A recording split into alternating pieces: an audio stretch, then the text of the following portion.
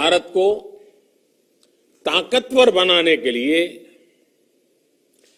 विकास की नई ऊंचाई पर पहुंचाने के लिए भारत के नागरिकों को और सशक्त करने के लिए उन्हें ज्यादा से ज्यादा अवसरों के उपयुक्त बनाने के लिए इस एजुकेशन पॉलिसी में खास जोर दिया गया है। जब भारत का स्टूडेंट,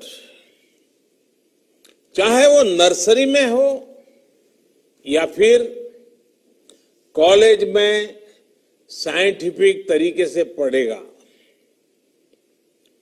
तेजी से बदलते हुए समय और तेजी से बदलती जरूरतों के हिसाब से पढ़ेगा, तो वो नेशन बिल्डिंग में कंस्ट्रक्टिव भूमिका निभा पाएगा। साथियों, बीते अनेक वर्षों से हमारे एजुकेशन सिस्टम में बड़े बदलाव नहीं हुए थे। परिणाम ये हुआ कि हमारे समाज में क्यूरोसिटी और इमेजिनेशन की वैल्यूज को प्रमोट करने के बजाय भेड़ चाल को ही प्रोत्साहन मिलने लगा था। कभी डॉक्टर बनने के लिए होड़ लगी, कभी इंजीनियर बनाने की होड़ लगी, कभी वकील बनाने की होड़ लगी। इंटरेस्ट, एबिलिटी और डिमांड की मैपिंग किए बिना होड़ लगाने की प्रवृत्ति से एजुकेशन को बाहर निकालना जरूरी था। हमारे स्टूडेंट्स में, हमारे युवाओं में क्रिटिकल थिंकिंग और इनोवेटिव थिंकिंग विकसित कैसे हो सकती है, जब तक हमारी शिक्षा में पैशन ना हो, फिलॉसफी ऑफ एजुकेशन ना हो, पर्पज ऑफ एजुकेशन ना हो। साथियों, आज गुरुवर रविंद्रनाथ ठाकुर की पुण्यतिथि भी है। वो कहते थे, उच्चतम शिक्षा वो है जो हमें सिर्फ जानकारी नहीं देती, बल्कि हमारे जीवन को समस्त अस्तित्व के साथ सद्भाव में लाती है। निश्चित तौर पर राष्ट्रीय शिक्षा नीति का बृहद लक्ष्य इसी से जुड़ा है। इसके लिए टुकड़ों में सोचने के बजाय एक होलिस्टिक अप्रोच की जरूरत थी, जिसको सामने रखने में राष्ट्रीय शिक्षा नीति सफल रही है। साथियों, आज जब राष्ट्रीय शिक्षा नीति मूर्त रूप ले चुकी है, तो मैं उस समय और सवालों की भी चर्चा आपसे करना चाहता हूं, जो हमारे सामने शुरुआती दिनों में आए थे। उस समय जो दो सबसे बड़े सवाल थे, वो यही थे कि क्या हमारी शिक्षा व्यवस्था हमारे युवाओं को क्रिएटिव, क्यूरियोसिटी और कमिटमेंट ड्रिवन लाइफ के लिए मोटिवेट करती है। आप लोग इस क्षेत्र में इतने वर्षों से हैं, आपने अपना जीवन शिक्षा के लिए खपा दिया है, समर्पित किया है। आप लोग इसका जवाब बेहतर जानते हैं। साथियों, हमारे सामने दूसरा सवाल था कि क्या हमारी शिक्षा व्यवस्था हमारे युवाओं को एम्पावर करती है, देश में एक एम्पावर्ड सोसाइटी के निर्माण में मदद करती है।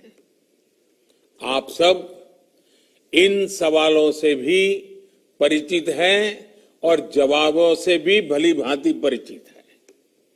साथियों, आज मुझे संतोष है कि भारत की नेशनल एजुकेशन पॉलिसी, राष्ट्रीय शिक्षा नीति को बनाते समय इन सवालों पर गंभीरता से काम किया गया। साथियों, बदलते समय के साथ एक नई विश्व व्यवस्था, एक नए रंग रूप और व्यवस्थाओं में बदलाव, एक नई विश्व व्यवस्था खड़ी हो रही है। एक नया ग्लोबल स्टैंडर्ड भी तय हो रहा है। इसके हिसाब से भारत का एजुकेशन सिस्टम खुद में बदलाव करे, ये भी किया जाना बहुत जरूरी था। स्कूल करिकुलम के 10+2 स्ट्रक्चर से आगे बढ़कर अब 5+3+3+4 करिकुलम का स्ट्रक्चर देना इसी दिशा में एक कदम है। हमें अपने स्टूडेंट्स को ग्लोबल सिटीजन भी बनाना है और इसका भी ध्यान रखना है कि वे ग्लोबल सिटीजन तो बने, लेकिन साथ साथ अपनी जड़ों से भी जुड़े रहें। जड़ से लेकर के जग तक,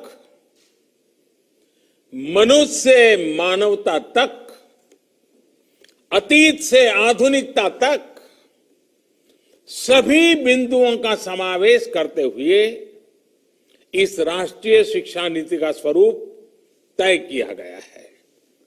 साथियों, इस बात में कोई विवाद नहीं है कि बच्चों के घर की बोली और स्कूल में पढ़ाई की भाषा एक ही होने से बच्चों के सीखने की गति बेहतर होती है।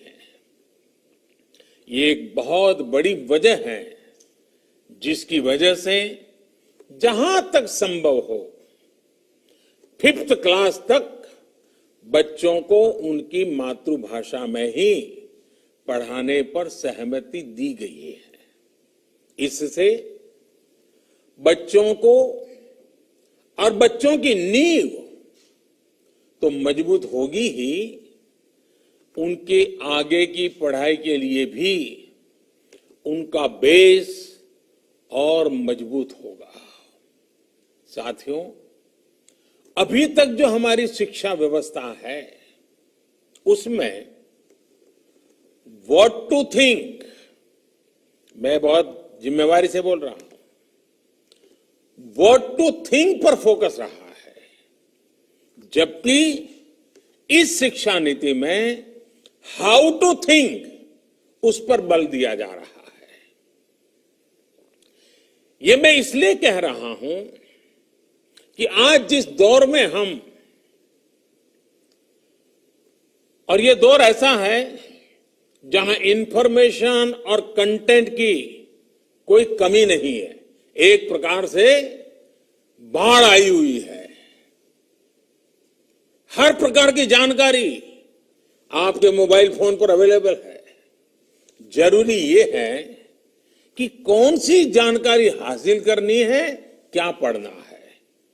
इस बात को ध्यान में रखकर ही राष्ट्रीय शिक्षा नीति में प्रयास किया गया है कि जो पढ़ाई के लिए लंबा चौड़ा सिलेबस होता है, ढेर सारी किताबें होती हैं, उसकी अनिवार्यता को कम किया जाए। अब कोशिश ये है कि बच्चों को सीखने के लिए inquiry based, discovery based, discussion based और एनालिसिस बेस्ड तरीकों पर जोर दिया जाए। इससे बच्चों में सीखने की ललक बढ़ेगी और उनके क्लास में उनका पार्टिसिपेशन भी बढ़ेगा। साथियों, हर विद्यार्थी को स्टूडेंट को ये अवसर मिलना ही चाहिए कि वो अपने पैशन को फॉलो करे, वो अपनी सुविधा और जरूरत के हिसाब से किसी डिग्री या कोई कोर्स को फॉलो कर सके और अगर उसका मन करे तो वो छोड़ भी सके। अक्सर ऐसा होता है कि कोई कोर्स करने के बाद स्टूडेंट जब जॉब के लिए जाता है तो उसे पता चलता है कि जो उसने पढ़ा है वो जॉब की रिक्वायरमेंट को पूरा नहीं करता। कई स्टूडेंट को अलग अलग वजहों के से बीच में ही कोर्स छोड़कर जॉब करनी पड़ती है।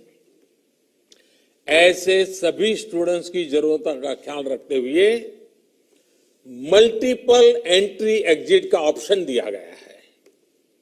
अब स्टूडेंट वापस अपने कोर्स से जुड़कर अपनी जॉब रिक्वायरमेंट के हिसाब से ज्यादा इफेक्टिव तरीके से पढ़ाई कर सकता है, लर्न कर सकता है। इसका एक और एस्पेक्ट है, जब स्टूडेंट्स को यह भी स्वतंत्रता होगी कि अगर वो कोई कोर्स बीच में छोड़कर दूसरे कोर्स में प्रवेश लेना चाहे तो वो कर सकते हैं। इसके लिए वो पहले कोर्स से एक निश्चित समय तक ब्रेक ले सकते हैं और दूसरा कोर्स ज्वाइन कर सकते हैं। हायर एजुकेशन को स्ट्रीम से मुक्त करने, मल्टीपल एंट्री और एग्जिट क्रेडिट बैंक के पीछे यही एक बहुत लंबे दूर की सोच के साथ हम आगे आए हैं। हम उस एरा की तरफ बढ़ रहे हैं जहां कोई व्यक्ति जीवन भर किसी एक प्रोफेशन में ही नहीं टिका रहेगा। बदलाव निश्चित है, मान के चलिए, और इसके लिए उसे निरंतर खुद को रीस्किल और अपस्किल करते रहना ही होगा। नेशनल एजुकेशन पॉलिसी, राष्ट्रीय शिक्षा नीति में इसका भी बारीकी से ध्यान रखा गया है। साथियों, किसी भी देश के विकास में एक बड़ी भूमिका रहती है समाज के हर तबके की गरिमा, उसकी डिग्निटी। समाज का कोई व्यक्ति कोई भी काम करता हो, कोई निम्न नहीं होता है। हमें ये सोचना चाहिए कि भारत जैसे सांस्कृतिक से समृद्ध रहे देश में ये बुराई कहां से आई? ऊंच नीच का भाव, मेहनत मजदूरी करने वालों के प्रति हीन भाव, इस प्रकार की विकृति हमारे अंदर कैसे घर कर गई?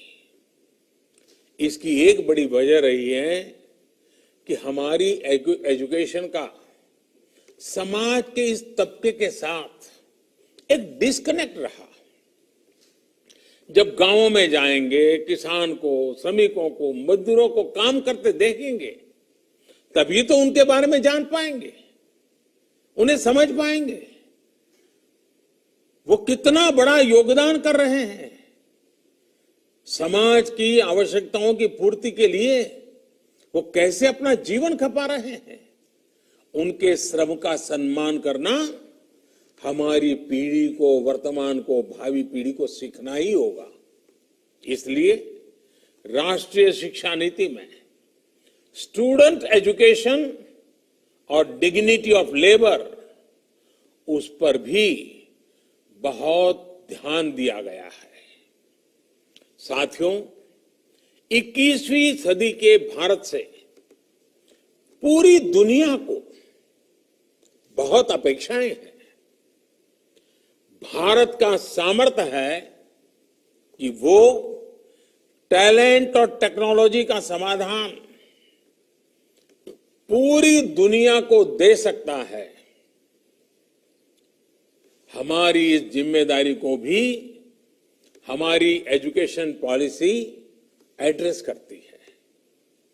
राष्ट्रीय शिक्षा नीति में जो भी समाधान सुझाए गए हैं, उससे फ्यूचरिस्टिक टेक्नोलॉजी के प्रति एक माइंडसेट विकसित करने की भावना भी है। अब टेक्नोलॉजी ने हमें बहुत तेजी से, बहुत अच्छी तरह से, बहुत कम खर्च में समाज के आखिरी छोर पर खड़े स्टूडेंट तक पहुंचने का माध्यम दिया है। हमें इसका ज्यादा से ज्यादा उपयोग करना है। इस एजुकेशन पॉलिसी के माध्यम से टेक्नोलॉजी आधारित बेहतर कंटेंट और कोर्स के डेवलपमेंट में बहुत मदद मिलेगी। बेसिक कंप्यूटिंग पर बल हो, कोडिंग पर फोकस हो, या फिर रिसर्च पर ज्यादा जोर, ये सिर्फ एजुकेशन सिस्टम ही नहीं बल्कि पूरे समाज की अप्रोच को बदलने का माध्यम बन सकता है। वर्चुअल लैब जैसे कंसेप्ट ऐसे लाखों साथियों तक बेहतर शिक्षा के सपने को ले जाने वाला है, जो पहले से ही सब्जेक्ट्स पढ़ ही नहीं पाते थे, जिसमें लैब एक्सपेरिमेंट जरूरी हो। नेशनल एजुकेशन पॉलिसी, राष्ट्रीय शिक्षा नीति हमारे देश में रिसर्च और एजुकेशन के गैप को खत्म करने में भी अहम भूमिका निभाने वाली है। साथियों, जब इंस्टीट्यूशंस और इंफ्रास्ट्रक्चर में ये रिफॉर्म्स रिफ्लेक्ट होंगे, तभी राष्ट्रीय शिक्षा नीति को अधिक प्रभावी और त्वरित गति से इंप्लीमेंट किया जा सकेगा। आज समय की मांग है कि इनोवेशन और एडॉप्शन की जो वैल्यूज हम समाज में निर्मित करना चाहते हैं, वो खुद हमारे देश के इंस्टीट्यूशन से शुरू होनी चाहिए, और जिसका नेतृत्व आप सबके पास है। जब हम एजुकेशन और विशेष हायर एजुकेशन को एम्पावर्ड सोसाइटी के निर्माता के रूप में खड़ा करना चाहते हैं, तो इसके लिए हायर एजुकेशन इंस्टीट्यूशंस को भी एम्पावर करना जरूरी है। और मैं जानता हूं, जैसे ही इंस्टीट्यूशंस को एम्पावर करने की बात आती है, तो उसके साथ ही एक और शब्द चला आता है, और वो शब्द आप बड़ी बात ही जानते हैं। वो शब्द क्या है? ऑटोनॉमी। ऑटोनॉमी। आप भी जानते हैं कि ऑटोनॉमी को लेकर हमारे यहां दो तरह के मत पूरे देश में प्रवर्तमान है। एक कहता है कि सब कुछ सरकारी नियंत्रण से पूरी सख्ती से चलना चाहिए, तो दूसरा कहता है कि सभी संस्थानों को बाय डिफॉल्ट ऑटोनॉमी मिलनी चाहिए। पहली अप्रोच में नॉन गवर्नमेंट संस्थानों के प्रति मिसट्रस्ट दिखता है, तो दूसरी अप्रोच में ऑटोनॉमी को एंटाइटलमेंट के रूप में भी ट्रीट किया जाता है। गुड क्वालिटी एजुकेशन का रास्ता इन दोनों के बीच में से ही निकलता है, दोनों मतों के मध्य से ही निकलता है। जो संस्थान क्वालिटी एजुकेशन के लिए ज्यादा काम करे, उसको ज्यादा फ्रीडम से रिवॉर्ड किया जाना चाहिए। इससे क्वालिटी को एनकरेजमेंट मिलेगा और सबको ग्रो करने के लिए इंसेंटिव भी मिलेगा। नेशनल एजुकेशन पॉलिसी, राष्ट्रीय शिक्षा नीति आने से पहले हाल के वर्षों में आपने भी देखा है कि कैसे हमारी सरकार ने अनेकों अनेकों इंस्टीट्यूशंस को ऑटोनॉमी देने की पहल की है। मुझे उम्मीद है राष्ट्रीय शिक्षा नीति का जैसे जैसे विस्तार होगा, शिक्षा संस्थानों को ऑटोनॉमी की प्रक्रिया भी और तेज होगी। साथियों, देश के पूर्व राष्ट्रपति महान वैज्ञानिक डॉक्टर एपीजे अब्दुल कलाम कहा करते थे, the purpose of education is to make good human beings with skill and expertise. Enlighten human beings can be created by teachers. वाकई शिक्षा व्यवस्था में बदलाव देश को अच्छे स्टूडेंट्स, अच्छे प्रोफेशनल्स और उत्तम नागरिक देने का बहुत बड़ा माध्यम आप सभी हैं, आप सभी टीचर्स ही हैं, प्रोफेसर्स ही हैं। शिक्षा जगत से जुड़े आप ही लोग इस काम को करते हैं और कर सकते हैं। इसलिए नेशनल एजुकेशन पॉलिसी, राष्ट्रीय शिक्षा नीति में डिग्निटी ऑफ टीचर्स का भी ध्यान रखा गया है। एक प्रयास ये भी है कि भारत का जो टैलेंट है वो भारत में ही रहकर आने वाली पीढ़ियों का विकास करे। राष्ट्रीय शिक्षा नीति में टीचर ट्रेनिंग पर बहुत जोर है। वो अपनी स्किल्स लगातार अपडेट करते रहे, इस पर बहुत जोर है। I believe when a teacher learns, a nation Leeds.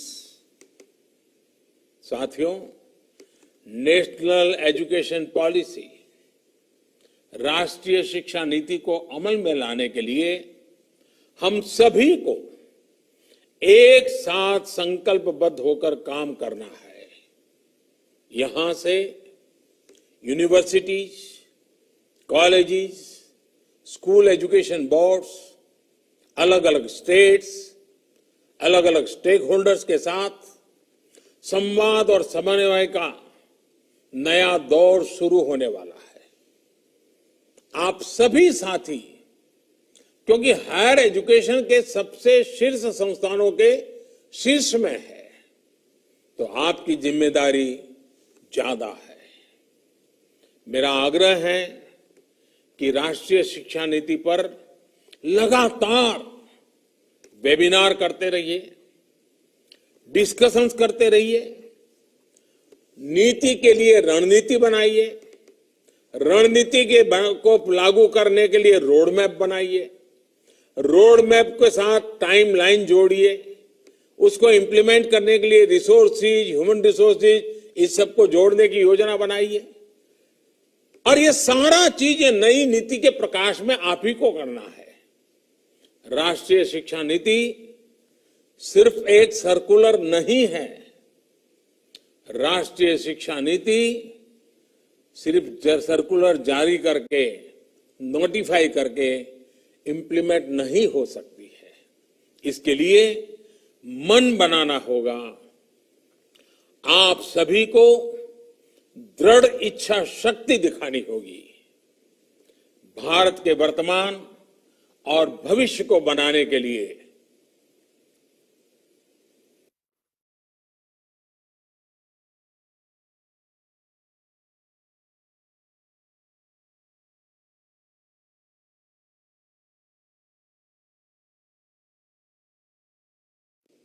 हमारे इन प्रयासों से पूरी शताब्दी को एक दिशा मिलने वाली है। और इसमें इस गौरवपूर्ण अध्याय में जुड़ने के लिए मैं आपको निमंत्रित देता हूं। इसमें आपका योगदान बहुत आवश्यक है। इस कॉन्क्लेव को देख रहे सुन रहे प्रत्येक का योगदान आवश्यक है। मुझे विश्वास है इस कॉन्क्लेव में राष्ट्रीय शिक्षा नीति के इफेक्टिव इंप्लीमेंटेशन को लेकर बेहतर सुझाव, बेहतर समाधान निकल करके आएंगे।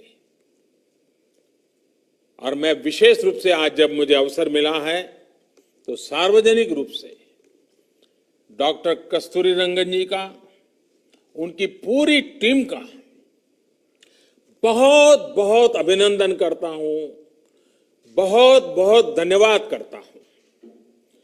यह काम छोटा नहीं था, बहुत बड़ा काम था। बहुत लोगों के सुझाव थे, बहुत अपेक्षाएं थी, और फुल स्टॉप कॉमा भी उधर उधर हो जाता तो पता नहीं क्या हो जाता। और इसलिए कस्तूरी रंगन जी और उनकी टीम ने कितनी बारीकी से एक तपस्या की तरह इस काम को किया होगा, तब जाकर के संपूर्णतः विवादों से मुक्त, विश्वास से भरी हुई, सपनों को संवारने वाली, संकल्प को ताकत देने वाली और सिद्धि में अटूट श्रद्धा के साथ ये नई शिक्षा नीति हमारे सामने आई है।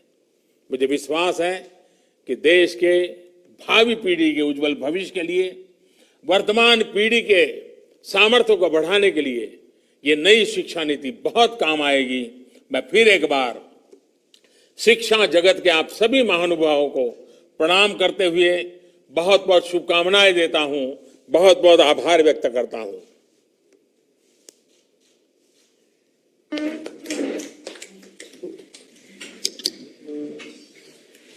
बहुत बहुत धन्यवाद प्रधानमंत्री जी, हम आपके बहुत आभारी हैं।